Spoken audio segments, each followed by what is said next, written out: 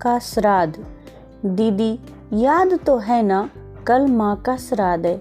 हमने बड़ी पूजा रखी है उनके आत्मा की शांति के लिए, इसीलिए आपको सह परिवार के साथ आना ही होगा। रूही अपनी ननद कोमल को फोन पर कहती है। तभी कोमल उसकी भाभी को बोलती है, मैं नहीं आ सकती, आपको तो पता ही है ना कि उनको छुट्टी नहीं मिलेगी। अरे दीदी ऐसे कैसे, माँ के जमाई और बेटी उनके श्राद्ध में नहीं आएंगे तो उनको शांति कैसे मिलेगी, इसीलिए आपको आना ही पड़ेगा, बाकी मुझे कुछ नहीं पता। इतना बोलकर रूही ने फोन रख दिया। इधर कोमल पुरानी यादों में खो गई। जब उसके पापा की मृत्यु हो गई थी तभी कोमल अपने मैके गई हुई थी। कोमल को माँ बोली, बेटा तुम्हारे पापा मुझे छोड़कर अकेले ही चले गए, पता नहीं अब किसके सहारे छोड़कर गए हैं। माँ कोमल के गले लग कर रो रही थी। तब कोमल बोली, यह सब लोग तो हैं ना माँ, भैया भाभी और बच्चे तो है ना, चिंता क्यों करती हो। कोमल कई दिनों तक अपनी माँ के पास रह कर आई थी, लेकिन हमेशा ज़्यादातर फ़ोन पर बोलना होता था, कभी कॉल पर तो कभी वीडियो कॉल पर बोलना होता था। बेटा क्या बनाया तूने, एक दिन माँ ने वीडियो कॉल पर पूछा। माँ आलू की सब्जी और रोटी बनाई है, कोमल ने जवाब दिया। माँ बोली, अरे वाह। सब्जी का नाम सुनते ही माँ की आंखों में एक अलग ही चमक देखने को मिली जो कोमल को दिखी। तभी कोमल माँ को बोली, माँ तुम्हें खाने का मन हो रहा है क्या, भाभी को बोलो बना दे। कोमल हंसते हुए माँ से बोली। तभी माँ बोली, नहीं नहीं बेटा नहीं, अब इस उम्र में आलू कहाँ पचते हैं, मैं तो बस ऐसे ही बोल रही थी। जब तुम्हारे पापा हुआ करते थे तब बहुत बार आलू की सब्जी बनाती थी। भाभी का तो नाम लेते ही जैसे माँ की आंखों की चमक ही गायब सी हो गई हो। माँ ने कॉल रख दिया। माँ को क्या हो गया, ऐसे क्यों बोल रही थी, वहाँ पर सब ठीक तो होगा ना। कोमल अपने आप से बातें कर रही थी। ऐसे बहुत बार खाने की बातों पर बातचीत होने पर माँ की आंखों का भाव बदल जाता था, लेकिन ऐसा क्यों था वो समझ नहीं पाई। लेकिन उसके पीछे का राज उसके समझ में आ गया जब वह छुट्टियों में 2 दिन के लिए अपने मैके गई थी। एक दिन कोमल माँ के कमरे में माँ के साथ बातें कर रही थी। तभी दीदी खाना खाने चलो। रूही माँ के कमरे में आकर कोमल को बोली, चलो माँ तुम भी खाना खा लो। कोमल उठते उठते हुए बोली, अरे दीदी नहीं, माँ को क्यों तकलीफ देना, वह यहीं पर ही खाना खा लेगी, आप चलो। रूही बोली, लेकिन भाभी, लेकिन कुछ नहीं, दीदी आप चलो, माँ के घुटनों में दर्द होता है इसलिए माँ अपने कमरे में ही खाना खाती है। रूही स्पष्ट रूप से बोली, तो फिर भाभी मेरा भी खाना यहीं पर लाओ, हम दोनों आज साथ में ही खाना खाएंगे। ऐसे कोमल अपने भाभी को कहती है। इस पर रूही कुछ नहीं बोल पाई, लेकिन कोमल को साफ तरीके से समझ में आ गया कि रूही को यह सब पसंद नहीं आया। चुपचाप वहाँ से निकल गई और थाली में पूरी सब्जी, रायता, अचार लेकर आई और माँ के लिए बस खिचड़ी। माँ यह क्या है, तुम यह सब नहीं खाने वाली हो क्या, कोमल माँ को बोली। उतने में रूही बोली, अरे दीदी माँ को यह सब हजम नहीं होता, इसीलिए मैं इनको सिर्फ खिचड़ी ही देती हूँ ना। बोल कर रूही वहाँ से निकल गई।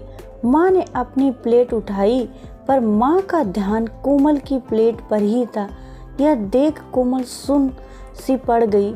उसने माँ के मुंह में एक पूरी का निवाला डाला, लेकिन माँ ने मना कर दिया। तब कोमल ने अपनी माँ की आंखों में वही भाव देखा जो वीडियो कॉल पर देखा था। पता नहीं भाभी का डर था, अपनी बेटी के निवाले का मोह था। तब भी कोमल ने पूरा खाना माँ को खिलाया और खुद खिचड़ी खाने लगी। 2 दिन कोमल वहीं पर थी और कोमल माँ को अपनी प्लेट का खाना खिलाती और खुद खिचड़ी खाती। ऐसे 2 दिनों तक चला। माँ के बहुत मना करने के बाद भी कोमल मात्र जिद में माँ को खाना खिला देती थी। वह बोली, भैया मैं कुछ दिनों के लिए माँ को अपने घर ले जाती हूँ। घर जाने से पहले कोमल ने अपने भाई तन्मय को पूछा। वह बोला, क्या तुम्हारा दिमाग खराब हो गया है? लोग क्या कहेंगे? बेटा माँ को तकलीफ देता होगा, इसीलिए माँ अपनी बेटी के घर रहती है। तन्मय गुस्से में बोला, अरे बाबा सही तो बोल रहा है वह, माँ बेटी के घर जाती है क्या? भला तू आराम से जा अपने घर, मेरी चिंता मत कर, मैं यहाँ खुश हूँ। बेटी की बातें सुनकर माँ बोली। कोमल ने बहुत जिद की लेकिन माँ बेबस थी। कोमल उदास होकर माँ के घर से वापस चली गई। कुछ दिनों बाद खबर आई कि माँ अब इस दुनिया में नहीं रही। इस खबर ने सब कुछ खत्म कर दिया था। कोमल को पता था कि माँ कितनी तकलीफ से गुजरी होगी, लेकिन माँ को दूसरा कोई लड़का नहीं था ना, बल्कि एक लड़की थी, इसीलिए वह सब कुछ सहन करती थी। कोमल अकेले ही माँ के श्राद्ध में आई। आज माँ के श्राद्ध में 56 तरह के भोग बनाए गए। सब लोग मज़े से खा रहे थे। लोगों ने रूही और तन्मय की वाहवाही करने में कोई कसर नहीं छोड़ी। दुनिया में सबसे अच्छा बेटा और सबसे अच्छी बहू कह रहे थे लोग। उन्हें माँ के गुजर जाने के बाद इतना विचार कर रहे थे, जो माँ जिंदा थी तब कितनी सेवा की होगी। दोनों ने कोमल दुखी होकर माँ की तस्वीर की तरफ देख रही थी। तभी दीदी चलो आप भी खाना खा लीजिए, रूही कोमल को बोली, जो माँ के रूम में माँ की तस्वीर सीने से लगाकर रो रही थी। वह बोली, नहीं भाभी मुझे खाना नहीं खाना। लेकिन क्यों? आप नहीं खाना खाओगे तो माँ की आत्मा को कैसे शांति मिलेगी? रूही कोमल को बोली, भाभी जिस खाने के लिए मेरी माँ जब जिंदा थी तब तरसती थी, उसे मरने के बाद दे रहे हो तो वो कैसे तृप्त होगी? सोच कर देखो एक बार। आज आपने पकवानों का ढेर लगाया है। माँ जिंदा थी तब आपने उनकी मनपसंद खाने के 2 निवाले खिलाए होते तो माँ वैसे ही तृप्त हो चुकी होती। वही माँ का असल में श्राद्ध कहलाता। यह जो भी हो रहा है वह सिर्फ एक दिखावा है, एक ढोंग है। इसकी वजह से माँ कैसे तृप्त हो जाएगी? और जो घर में मेरी माँ अतृप्त होकर चली गई, वह घर में कैसे खाना खा सकती हूँ? भला कोमल चीख कर बोली रूही से। तभी वहाँ पर तन्मय भी आ गया। भगवान की लाठी में आवाज़ नहीं होती है भैया। वो लाठी जब भी किसी पर पड़ती है ना, तब जख्म बहुत ही गहरा होता है। उस लाठी की गहराई को कोई भरने वाला नहीं होता। आप भी तो 2 बच्चों के माता पिता हैं ना, लेकिन मैं भगवान से दुआ करूंगी जब तक जिंदा हो तब तक आपको अतृप्त ना रखे। माँ ने तो अपना वनवास भोग कर कहीं नया जन्म लिया होगा, लेकिन आपकी जिंदगी बहुत बड़ी है। कोमल यह सब बोलकर माँ की तस्वीर लेकर चली गई। पीछे रूही और तन्मय की गर्दन शर्म से झुक गई।